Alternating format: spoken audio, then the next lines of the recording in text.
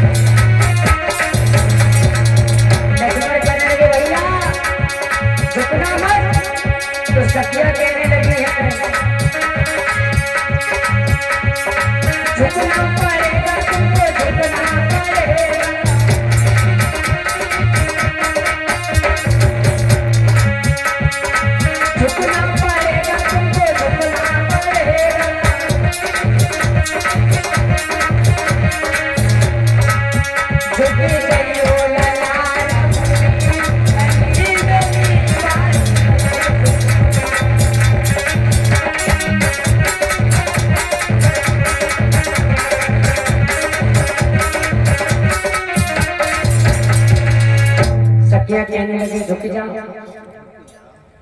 तो लक्ष्मण कहने लगे भैया झुकना मत, अगर पहली बार झुक गए तो सारे जीवन भाभी के आगे और झुके ही रहोगे, इसलिए झुकना मत।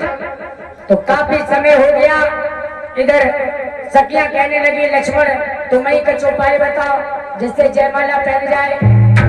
लाल कहने लगे हाँ अब ये बात हुई ना, अब तक अगर हमसे कहती तो अब तक कब तक की जयमाला पड़ गई होती।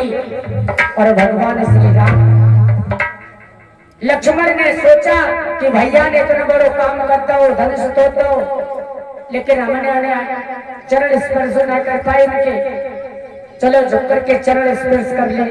जैसे ही लक्ष्मण ने भगवान श्री राम के चरण स्पर्श किए हैं और एकदम से लक्ष्मण को झुक करके आशीर्वाद दिया है और सीता जी को मौका मिल गया। उसी वक्त सीता जी ने भगवान की गर्दन में जयमाला डाला। बोलिए रामचंद्र भगवान की। इस तरह से जब जयमाला डाल दी तो जनवास में सभी को भोजन करवाया गया। इधर महाराज दशरथ को खबर मिली है अयोध्या में, तो महाराज दशरथ बारात लेकर के जब चले तो जैसे जनकपुर में पहुंचे हैं तो महाराज लिखा तो ये लिखा है कि महाराज जनक के यहाँ पर दशरथ के पुत्रों की बारात 39 दिन रुकी, और आजकल महाराज बारात जाते हैं 10 बजे निकलते और 12 बजे लौट आते, 2 घंटा की रहते, वो भी ठाड़ी ठाड़ी। आज तो सिस्टम है तो चल रहा हो के सानी लगी मिलते तुरंत जाओ और खाओ बैठ जाओ।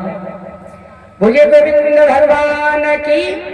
उस वक्त श्री सुखदेव जी कहने लगे हैं, हे राजा परीक्षित, जब जनवास में भोजन करवाया गया सबको तो अवधपुर की नर नारियां भगवान श्री राम को गाली देते हुए बोली कि बहना तुम्हें मालूम है कि उस अवधपुर में क्या होता है, क्या होता है सुनो।